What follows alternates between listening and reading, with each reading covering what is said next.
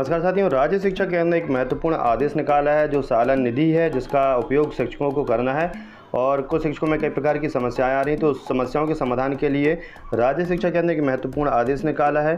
तो देख लेते हैं क्या है। ये 7 मार्च 2023 का आदेश है। प्रति है कलेक्टर सह जिला मिशन संचालक समस्त जिले मध्य प्रदेश। विषय है समग्र शिक्षा योजना अंतर्गत प्रारंभिक शिक्षा एक शिक्षकीय एवं शिक्षक विहीन शालाओं के यूजर्स बनाने हेतु मेकर अप्रूवर वेरीफायर की आईडी बनाने के संबंध में दिशा निर्देश। संदर्भ में आप देख सकते हैं पत्र क्रमांक दिया हुआ राज्य शिक्षा केंद्र का है 1 अगस्त 2022 एवं 2 फरवरी 2023 का है।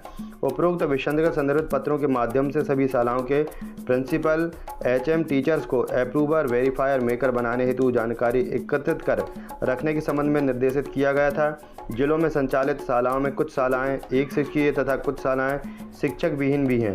संभवतः आपके द्वारा ऐसी शालाओं को चिन्हित कर लिया गया होगा। आपके जिला अंतर्गत संचालित ऐसी शालाओं के 2 यूजर्स हेतु मेकर अप्रूवर वेरीफायर की आईडी बनाने के लिए निम्नानुसार कार्यवाही की जानी है। तो जिन शालाओं में समस्या है वहाँ पर किस प्रकार मेकर अप्रूवर यानी कि वेरीफायर की आईडी बनानी होगी। नंबर 1, ऐसी शालाएं जहां केवल एक शिक्षक कार्यरत हो, ऐसी शालाओं में मेकर और अप्रूवर वेरीफायर बनाने हेतु उक्त शाला के निकटतम शाला के ऐसे शिक्षक को उक्त दायित्व सौंपा जाना है जो किसी अन्य शाला में मेकर अप्रूवर या वेरीफायर नहीं बना हो।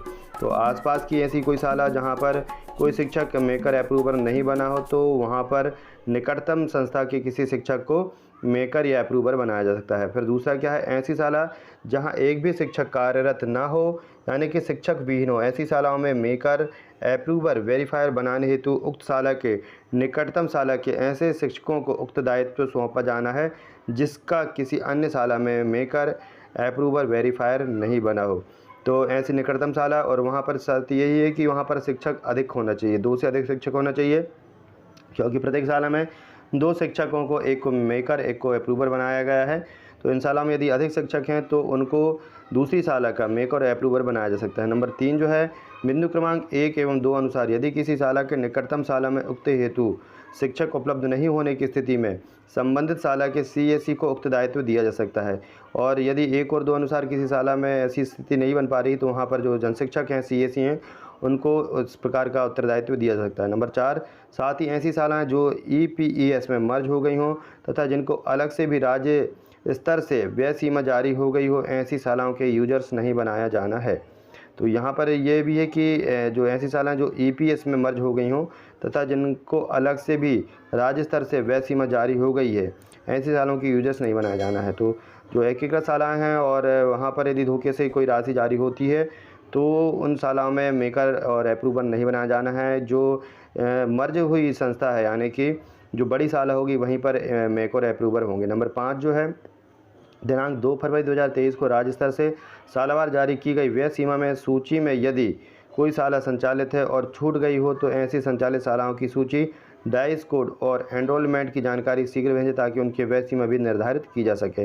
जैसा कि आपको विदित है कि वर्तमान वित्तीय वर्ष 2022-23 समाप्ति की ओर है, अतः यह आवश्यक हो जाता है कि आपके जिला अंतर्गत संचालित समस्त ऐसी शालाओं के मेकर अप्रूवर वेरीफायर बिंदु क्रमांक 1 से 3 अनुसार बनाकर संबंधित शालाओं को वित्तीय वर्ष में भुगतान की कार्रवाई सुनिश्चित करने हेतु संबंधित को निर्देशित करने का कष्ट करें। धनराज व संचालक राज्य शिक्षा केंद्र। हालांकि जो प्रक्रिया दी है वो वर्ष के जो वित्तीय वर्ष है उसके अंत में दी है, अंतिम माह में दी है, जिससे कि शिक्षक काफ़ी परेशान हैं और इतनी जल्दी ये इस प्रक्रिया का पालन करना शिक्षकों के लिए बहुत मुश्किल हो रहा है, क्योंकि शिक्षक समझ ही नहीं पा रहे हैं कि किस प्रकार मेकर है और अप्रूवर है और किस प्रकार वेंडर बनाना है। तो शिक्षकों को काफ़ी परेशानी हो रही है। शिक्षकों ने चाहा है कि कोई इसका समाधान मिले सरल तरीके से, इस बार भी जो है वो भुगतान हो सके, जिससे कि शिक्षक अगले वर्ष सही तरीके से अप्रूवर मेकर और वेंडर बना करके भुगतान कर सकें। और आपकी क्या राय कमेंट बॉक्स में जरूर लिखें। चैनल को अभी तक सब्सक्राइब नहीं किया तो चैनल को सब्सक्राइब कर लें, जैसे इस प्रकार की जानकारी आपके यहाँ पर मिलती रहती है।